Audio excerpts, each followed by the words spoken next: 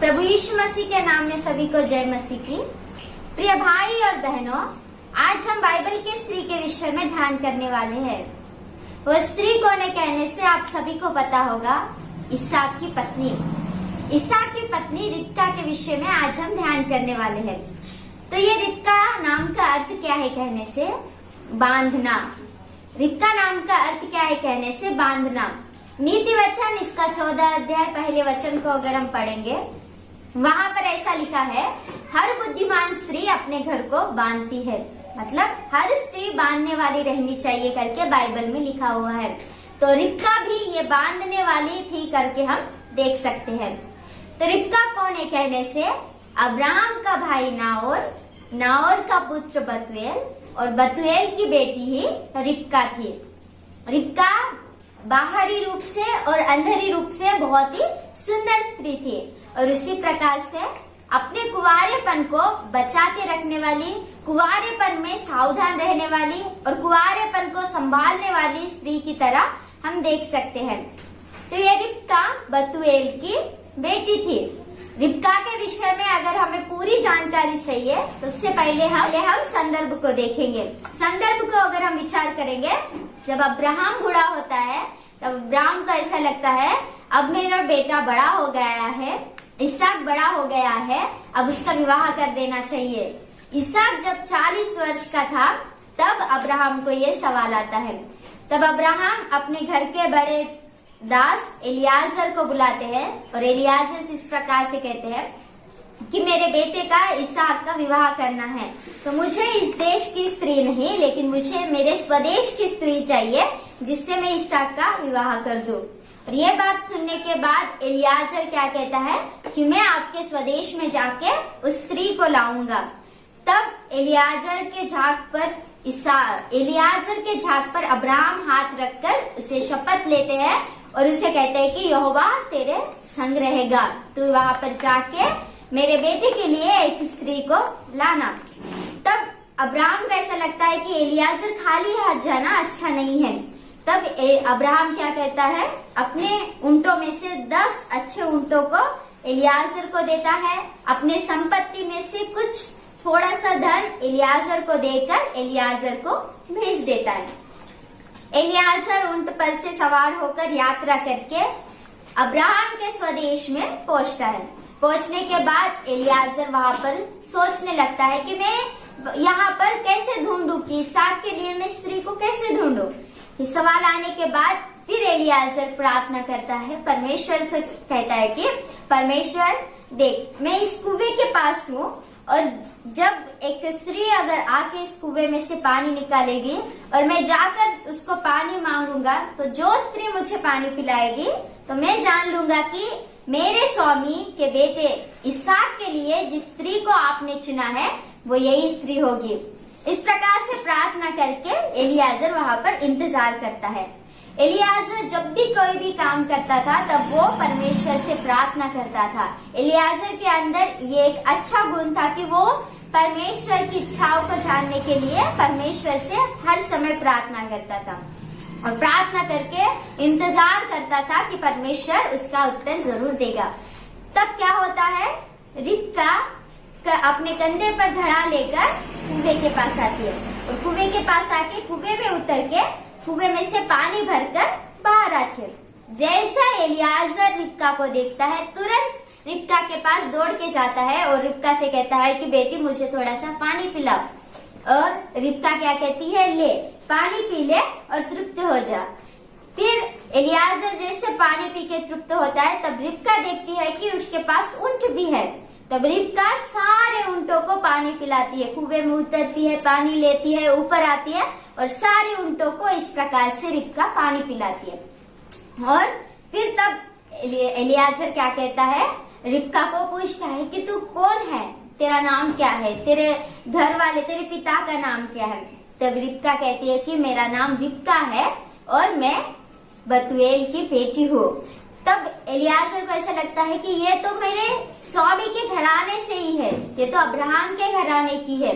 तब फिर एलियाजर अपने पास से कंगन को रिबका को पहनाते हैं और उसके पास के नथ को रिबका को पहनाते हैं। और तब कहते हैं कि रिबका, क्या आपके घर में जगह है? हम आज आपके घर में रुकेंगे। रिबका बोलती है कि हाँ, मेरे घर में जगह है, आप आ सकते हो, मेरे घर में रुक सकते हो। फिर रिबका वहां से चली जाती है। घर में जाने के बाद रिबका सारी बातें जो कुएं के पास हुई थी अपने पिताजी को बताती है। और जब उसका पिताजी ये सारी बातों को सुनता है और उसका भाई लाबान जब देखता है कि रिबका के हाथ में कंगन और उसके नाक में नथ है, तब वो तुरंत ही कुएं के पास जाके एलियाजर को अपने घर में लाते हैं। और एलियाजर इस प्रकार से रिबका के घर में आके बतूएल को सारी बातें बताते हैं कि एलियाजर को किस प्रकार से अब्राहम ने भेजा और किस प्रकार से एलियाजर ने प्रार्थना किया और किस प्रकार से परमेश्वर ने उसके प्रार्थनाओं का जवाब दिया और किस प्रकार से एलियाजर उनके घर में गए। ये सारी बातें एलियाजर वहां पर रिबका के पिताजी को बता देते हैं। तब फिर रिबका सभी के लिए खाना बनाती है और सभी लोग खाना खा के तृप्त हो जाते हैं। फिर पूछा जाता है रिबका को बुलाकर कि रिबका, क्या तू इनके साथ जाएगी? तब रिबका कहती है कि हाँ, मैं इनके साथ जाऊंगी। फिर सारे घर के लोग रिबका को आशीर्वाद देते हैं, उसका भाई आशीर्वाद देता है, उसके पिता आशीर्वाद देते हैं और इस प्रकार से एलियाजर के साथ रिबका को भेज देते हैं। और रिबका ऊंट पे बैठ के ना देखे हुए देश में, ना देखे हुए पुरुष के पास जाने के लिए तैयार होती है और इस प्रकार से वो ऊंट पे बैठ के चली जाती है। जैसे रिबका उस गांव में पहुंचती है, नगर में पहुंचती है, तो खेत में इसहाक दिखाई देता है। जब वो इसहाक को देखती है, उसको नहीं पता है कि वो कौन है। तब एलियाजर को पूछती है कि दूर मैदान में जो पुरुष है वो कौन है? तब एलियाजर कहता है कि मेरे स्वामी का बेटा इसहाक यही है जिसके साथ आपका विवाह होने वाला है। ये बात को सुनने के बाद रिबका ऊंट पर से उतरती है और घूंघट लेती है और इसहाक से मिलने के लिए वहां पर जाती है और इसहाक से रिबका मिलती है। फिर उनका विवाह किया जाता है और उनका विवाह होने के बाद इसहाक को 2 पुत्र उत्पन्न होते हैं, याकूब और एसाव। इस प्रकार से रिबका दोनों पुत्रों को जन्म देकर एक आशीषित स्त्री कहलाती है। परमेश्वर ने इसे बहुत ही आशीषित किया और इसके द्वारा परमेश्वर ने बहुत ही आशीषित किया करके हम देख सकते हैं। यह है रिबका का पूरा संदर्भ। तो हम रिबका के जीवन से क्या सीखेंगे? अभी तो हमने रिबका के बारे में देखा, लेकिन रिबका के जीवन से एक स्त्री होने के नाते एक स्त्री को क्या सीखना चाहिए? एक कलीसिया होने के नाते कलीसिया को क्या सीखना चाहिए? स्त्री मतलब आत्मिक रूप से हम देखेंगे तो कलीसिया। अब ऐसा मत सोचिए कि एक स्त्री के बारे में है तो हम पुरुष लोग इस वीडियो को नहीं देख सकते, पुरुष लोग इस स्त्री के बारे में नहीं सुन सकते, लेकिन स्त्री मतलब कलीसिया है। परमेश्वर सभी कलीसिया से अपने वचनों के द्वारा ही बात करते हैं। तो हम रिबका के जीवन से आज सीखने वाले, हम रिबका के जीवन से बहुत सी ऐसी बातें हैं जो सीखने वाले हैं। हम 3 बातों को देखेंगे। रिबका कैसी थी, रिबका ने क्या किया और कलीसिया होने के नाते, एक स्त्री होने के नाते हमें क्या करना है, हमारा जीवन कैसा रहना है। सबसे पहली बात को अगर हम देखेंगे, रिबका के जीवन से सबसे पहली बात को अगर हम देखेंगे, उत्पत्ति इसका 24 अध्याय 17 वचन से लेकर 20 वचन तक। उत्पत्ति इसका 24 अध्याय 17 वचन से लेकर 20 वचन तक। सबसे पहला पॉइंट यह है कि रिबका के अंदर सहायता करने का गुण था, कष्ट करने का गुण था और अतिथि सत्कार करने का गुण था। ये 3 बातें पहले पॉइंट में हम देख सकते हैं। हम कहेंगे कि रिबका के अंदर कैसे सहायता करने का गुण था, कैसे कष्ट करने का गुण था, या फिर कैसे अतिथि सत्कार करने का गुण था। ये बातों का अगर हम विचार करेंगे, जब रिबका कुएं के पास आती है और एलियाजर प्यासा है ये देखती है, तो एलियाजर उसे पानी पिलाकर उसकी सहायता करती है। और हम देखेंगे कि रिबका के अंदर कष्ट करने का गुण कैसा था। जब रिबका को ये बात पता चलती है कि एलियाजर के पास और 10 ऊंट है और वो भी प्यासे है, ये देखने के बाद रिबका नीचे कुएं में उतरती है, फिर ऊपर आती है और ऊंटों को पानी पिलाती है। 10 ऊंटों को पानी पिलाना ये मामूली बात नहीं है, इसके लिए बहुत कष्ट करना पड़ता है। कम से कम रिबका 40 से 50 बार कुएं में उतरी होगी और ऊपर आई होगी और 40-50 बार उसने कष्ट करके सारे ऊंटों को पेट भर के पानी पिलाया।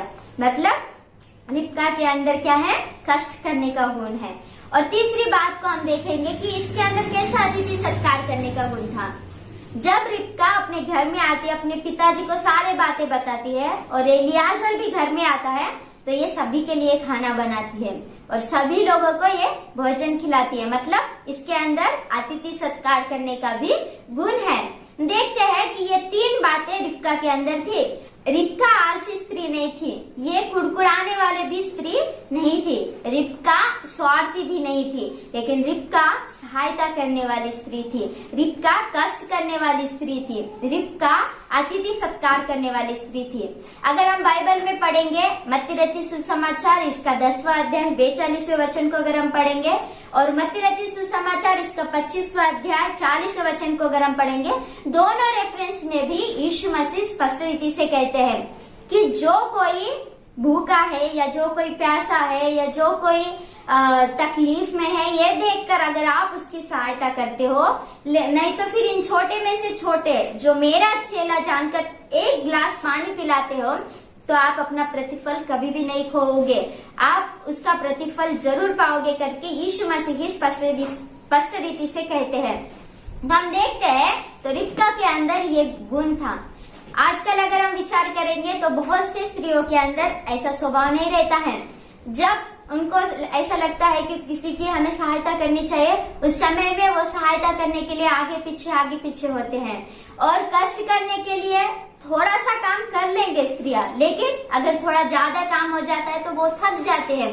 काम करते हैं, फिर 1 घंटा काम करेंगे तो 2 घंटा आराम करेंगे, 3 घंटा काम करेंगे तो 6 घंटा आराम करेंगे। मतलब कष्ट करके स्त्रियां थक जाती है, लेकिन रिबका के अंदर ऐसा स्वभाव नहीं था। रिबका बहुत कष्ट करने वाली स्त्री थी और हम देखते हैं कि अतिथि सत्कार करने वाली भी स्त्री थी।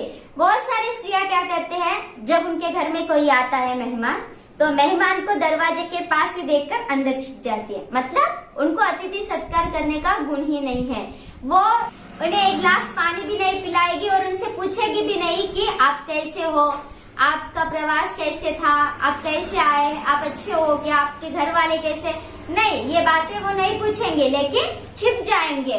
वो जब मेहमान आते हैं तो वो कुड़कुड़ाने लगते हैं, उनको सत्कार करने की बिल्कुल इच्छा नहीं रहती है। लेकिन परमेश्वर का वचन क्या कहता है कि अतिथि सत्कार करना बहुत जरूरी है। लेकिन इसके द्वारा बहुत से लोगों ने अनजाने में स्वर्गदूतों का सत्कार किया है। और अतिथि सत्कार कैसे करना चाहिए कहने से, बिना कुड़कुड़ाते हुए अतिथि सत्कार करना चाहिए करके बाइबल में ही स्पष्ट रीति से लिखा है। मतलब अतिथि सत्कार जो भी करता है वो बिना कुड़कुड़ाते करना चाहिए। लेकिन आजकल के स्त्रियों को अगर हम देखेंगे, वो सबसे पहले अतिथियों को देखने के बाद ही कुड़कुड़ाने लगते हैं। हमारे अंदर एक स्त्री होने के नाते, नहीं तो एक कलीसिया होने के नाते ऐसा स्वभाव कभी भी नहीं रहना चाहिए। हमेशा अतिथि सत्कार करने के लिए तत्पर रहना चाहिए करके बाइबल में लिखा हुआ है। अतिथि सत्कार करने के लिए नहीं कुड़कुड़ाना चाहिए करके बाइबल में लिखा है। अतिथि सत्कार आनंद से करना चाहिए करके बाइबल में लिखा है और कष्ट भी करना चाहिए। परमेश्वर का काम करने के लिए, परमेश्वर की सेवकाई करने के लिए, परमेश्वर के वचन का प्रचार करने के लिए, परमेश्वर के सेवकों की सहायता करने के लिए हर समय स्त्री तैयार रहनी चाहिए, हर समय कलीसिया तैयार रहना चाहिए करके हम देख सकते हैं। तो हम रिबका के जीवन से सबसे पहली बात को क्या सीख सकते हैं कहने से, हर स्त्री, हर कलीसिया सबसे पहली बात को सीखना है कि हर स्त्री के अंदर, हर कलीसिया के अंदर कष्ट करने का स्वभाव रहना चाहिए, सहायता करने का स्वभाव रहना चाहिए और अच्छा अतिथि सत्कार करने का स्वभाव रहना चाहिए। तो ये पहले पॉइंट के द्वारा हम सीखते हैं। दूसरी पॉइंट के द्वारा हम क्या सीखते हैं रिबका के जीवन से, दूसरे पॉइंट के द्वारा हम क्या सीख सकते हैं कहने से, उत्पत्ति इसका 24 अध्याय 50 वचन से लेकर 61 वचन तक। यहाँ पर क्या है, रिबका को जब पता चला कि परमेश्वर की इच्छा क्या है, परमेश्वर चाहते हैं कि मेरा विवाह इसहाक के साथ हो। जब उसको परमेश्वर की इच्छा पता चली, तब वो परमेश्वर की इच्छा के अधीन हो गई। मतलब परमेश्वर के इच्छा के अधीन होने वाली स्त्री है करके हम दूसरी बात सीख सकते हैं। ये पूरी रीति से अपने आप को परमेश्वर की इच्छा के अधीन किए। वो कैसे, जब एलियाजर घर में आते हैं और इसके पिताजी को बताते हैं कि मैंने प्रार्थना किया था, जो स्त्री मुझे पानी पिलाएगी, प्रभु मैं जानूंगा कि ये वही स्त्री है जिसे आपने इसहाक के लिए चुना है। ये बात जब इस रिबका सुनती है तब रिबका को पता चलता है कि परमेश्वर ने मुझे चुना है इसहाक के साथ विवाह करने के लिए। तो वो क्या करती है, जब उसको पूछा जाता है कि तू क्या जाएगी एलियाजर के साथ उस देश में, उस गांव में, उस इसहाक के साथ विवाह करने के लिए, तो वो तुरंत हाँ कहती है। उसने कभी इसहाक को नहीं देखा, उसने कभी वो देश को नहीं देखा, उसने कभी वो गांव को नहीं देखा, लेकिन अंधे के देश में, अंधे के गांव में, अंधे के पुरुष के साथ विवाह करने के लिए ये एलियाजर के साथ चली। क्यों? मतलब उसको पता था कि यह परमेश्वर की इच्छा है और मुझे परमेश्वर की इच्छा के अधीन होना है। हम देखते हैं आजकल बहुत सारे लोगों के अंदर ये बात नहीं रहती है। ये लोगों को पता रहता है कि परमेश्वर की इच्छा क्या है, परमेश्वर मेरे जीवन से क्या चाहते हैं, परमेश्वर मेरे अंदर क्या देख रहे हैं और मुझे क्या करना चाहिए, सारी बातें सभी को पता रहती है, लेकिन परमेश्वर की इच्छा के अधीन होना ये लोग पसंद नहीं करते। लेकिन रिबका ने क्या किया कहने से, रिबका अनदेखे देश में परमेश्वर की इच्छा है करके गई। रिबका अनदेखे पुरुष के साथ विवाह करने के लिए परमेश्वर की इच्छा है करके गई। हर एक स्त्री के अंदर, हर एक कलीसिया के अंदर क्या रहना चाहिए कहने से, जब भी वो लोग जानते हैं कि ये परमेश्वर की इच्छा है, परमेश्वर मेरे जीवन से ये चाहते हैं, तब परमेश्वर की इच्छा के अधीन हमें पूरा समर्पण दिखाना चाहिए। जिस प्रकार से रिबका ने किया, जिस प्रकार से रिबका आराम देश को चली गई, उस प्रकार से अगर हमें भी लगता है कि परमेश्वर की ये इच्छा है तो हमें परमेश्वर की इच्छा के अधीन होना बहुत ही जरूरी है। इब्रानियों इसका 12वां अध्याय 9वें वचन को अगर हम पढ़ेंगे, प्रेरितों के काम इसका 5वां अध्याय 29वें वचन को अगर हम पढ़ेंगे, याकूब इसका 4था अध्याय 7वें वचन को अगर हम पढ़ेंगे, व्यवस्था विवरण इसका 13 अध्याय 4थे वचन को अगर हम पढ़ेंगे, तो यहाँ पर परमेश्वर की इच्छा के अधीन रहने वालों को परमेश्वर बहुत ही आशीष देता है करके लिखा हुआ है। जब भी हमें पता रहता है कि ये परमेश्वर की इच्छा है और हम उसी प्रकार से करते हैं, तब परमेश्वर हमें आशीष देता है। जब भी हम परमेश्वर की इच्छा के अधीन होते हैं तब परमेश्वर हमें आशीष देता है। तो रिबका के जीवन के द्वारा हम क्या सीख सकते हैं कहने से, जब हमें पता चलता है कि परमेश्वर की ये इच्छा है तो हमें परमेश्वर की इच्छा के अधीन रहना और समर्पित जीवन के साथ जीना चाहिए करके हम देख सकते हैं। परमेश्वर की इच्छा के अधीन रहना बहुत ही जरूरी है और समर्पण एक स्त्री के अंदर, एक कलीसिया के अंदर रहना बहुत जरूरी है। जब हमारे अंदर समर्पण नहीं रहेगा, अधीनता नहीं रहेगी, तो अब हम कुछ भी नहीं कर पाएंगे। अगर हमारे अंदर कुछ करने के लिए इच्छा है और हमारे अंदर उसके प्रति समर्पण है और हमारे अंदर उसके प्रति अधीनता है, तब हम परमेश्वर के लिए कुछ कर सकते हैं, तब हम परमेश्वर की इच्छा को पूरा कर सकते हैं। अगर हमारे अंदर वो समर्पण नहीं है तो हम परमेश्वर के लिए परमेश्वर की इच्छा पूरा कभी नहीं कर पाएंगे। लेकिन जब परमेश्वर की इच्छा हम जानते हैं और हमारे अंदर वो समर्पण आता है, तब हम परमेश्वर के लिए परमेश्वर की इच्छा पूरा करते हैं। तो एक स्त्री होने के नाते, एक कलीसिया होने के नाते परमेश्वर हमसे क्या चाहते कहने से, जब भी परमेश्वर की इच्छा हमारे पास आती है तब हमें परमेश्वर की इच्छा के अधीन होकर एक समर्पित जीवन जीना चाहिए करके हम देख सकते हैं।